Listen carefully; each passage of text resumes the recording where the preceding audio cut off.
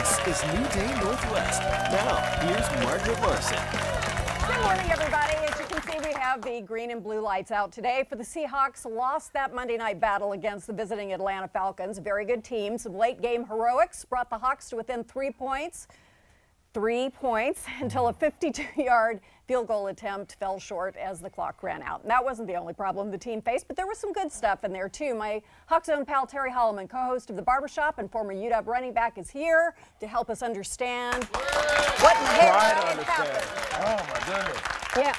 So, first of all, I thought it was going to turn out like the Husky game at the last minute. It was. They were set up for last-minute heroics, but it just did not pan out that way. And it looked good, too. Listen, it was cruel. It looked so good. It would look perfect. And I got to tell you guys, I got to be honest. This is my moment of honesty with all of Seattle. All right. I left early. I was upset. I left my seat early. When did I you started leave? walking right after the Atlanta Falcons scored their last field goal. And I thought it was an 11-point game. Yes. I was like, it's over. I walked down, and as I'm walking down the stairs, I hear, I see the fireworks go off. I was fortunate that I had a media pass because I ran down to the field. I was like, what? In time to see the 2-point conversion and the Seahawks come back. Which we never get, by the way. We never make that 2-point conversion. And I was like, of course it's going to happen. We have Russell Wilson. Yeah. So we can do this. And then to come up 1 yard short on a field goal from Blair Walsh was just heartbreaking. It is heartbreaking. You know, Russell played so well, though, and I thought the defense looked super hungry. I mean, missing all the people they're missing. It did. And it was fun to see Byron Maxwell out there again. Yes, you got to see good stuff. Oh, yeah, you have to understand. Okay, I was actually really impressed. You know, there's no such thing as moral victories in football, especially not here in Seattle. But there were some good things. But we can feel good about that, right? Because it portends for the future. Absolutely. You got a guy like Byron Maxwell who, up to a week ago, was watching Sunday football from TGI Fridays, like sitting up having he was having a 2 for 21 special. He was having the tater skins. Exactly. Now today he's guarding some of the best receivers in the game, Julio Jones. Right. And it was just amazing to see those guys do their thing. But it just wasn't enough. So what happens in terms of the emotions of a team when they come back that far and they almost make it? And you know, I think it would be the hardest thing in the world to be a kicker because there's just no place to hide when you don't quite make it. And he's had his problems, you know, as everybody does. What happens emotionally within the team? Do people come over and go, "It's okay, man"? Or does he have to walk home, or what happens? He has to dress in a different locker room. Yeah, he's not allowed. No, seriously, you know, most teams, I think, you know, are built where there may be some animosity in the locker room, you know, some finger pointing. But the thing about these Seahawks is they're built differently. Pete Carroll has a different philosophy, and they always wipe the board immediately after the game, whether it's a win or a loss, or the kicker misses a field goal, or Russell throws an interception at the end of the game. These guys wipe the slate and start fresh. And it's a good life skill. It is a very good life school that we can all take something from. You know, I like to say, you know, you can't put all the blame on the kicker when he misses a field goal at the end, because there are, 60, 70 plays during the rest of the game that you could have made something happen, and you leave it up to the kicker. Well, and especially in this case because we had, again, more than 100 yards of penalties, and we had the play where we didn't try for the field goal. We tried for the trick play. Oh, you mean the special trick field goal play that Seattle is all upset about right now? Well, you know, I'm of two minds about this, but tell me what you think. I mean, not that I'm a noted football expert, but... Oh, you kind of are. You are. More than most. Yeah. But no, I was really confused by the decision at that time. Like, you had a chance to put 3 points on the board, and you chose to do a fake, and it was ill-advised. I don't know what they saw or what made them think that would have been a good idea to run that right before halftime when you could have, you know, put 3 points on the board. Well, Coach Carroll said they've practiced that like crazy.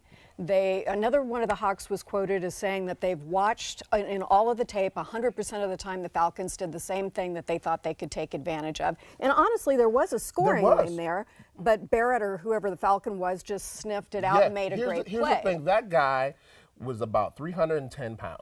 And you have a guy that's trying to block him who is not your normal center. He's a long snapper, Otto. And he goes by about 240, 250 pounds trying to block a guy that's 310 pounds.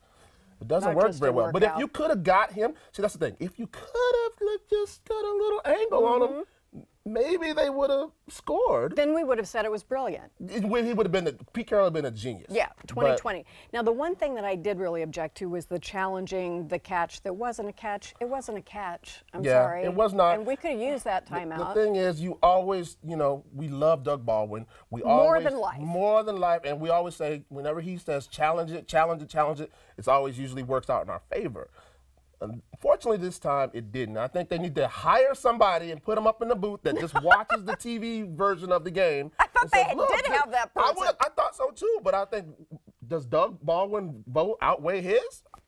I don't think it should. I don't know. I mean, it was so clearly not, and you could see, oh my gosh, this may be one of those games where we really, really regret that. So, what do we take away from this? I thought, first of all, I can't tell you how impressed I was with Russell. And there were some times when the pass rush was coming for him and he was standing still as we're sitting here, people running towards them, and he can still get away from them. I don't know how he does it. He is the coolest guy under pressure I've ever seen in my life. And again, we've talked about it here numerous times. If you do not put Russell Wilson in your category of elite quarterbacks in NFL, you're absolutely insane because he does things that normal humans can't do. He wills us to a win, to almost a win last night where we looked improbable by any stretch of the imagination. You always have an opportunity to win as long as he has the ball in his hands. What I took away from the game is the fact that we have several guys missing from that defensive. You got Richard Sherman and Cam Chancellor, two guys that are future Hall of Famers. I'm just talking about those guys alone are future Hall of Fame. Cliff Avrill's an all-pro guy. We have been spoiled here in Seattle, and I think it's, it's unfortunate that we have to learn this lesson now, how to live without these guys, because I don't want to live without them, Terry. Tough. Listen, I've been so distraught all night and all morning that I don't know how I'm going to make it. First of all, the weather is terrible today. Yes. The traffic was even worse. Bad. The game was not that great. My Huskies have been eliminated from playoff contention. I hate it. I don't know what I'm going to do with the rest of my day. I was thinking, I'm in a vulnerable spot. I shouldn't be alone today. I'm thinking I should stay here with you guys. If that's okay, can I hang out? Yes. You can go back to the control room. You can sit here. We'll bring you a hot beverage. Whatever you need. We're here for a toddy.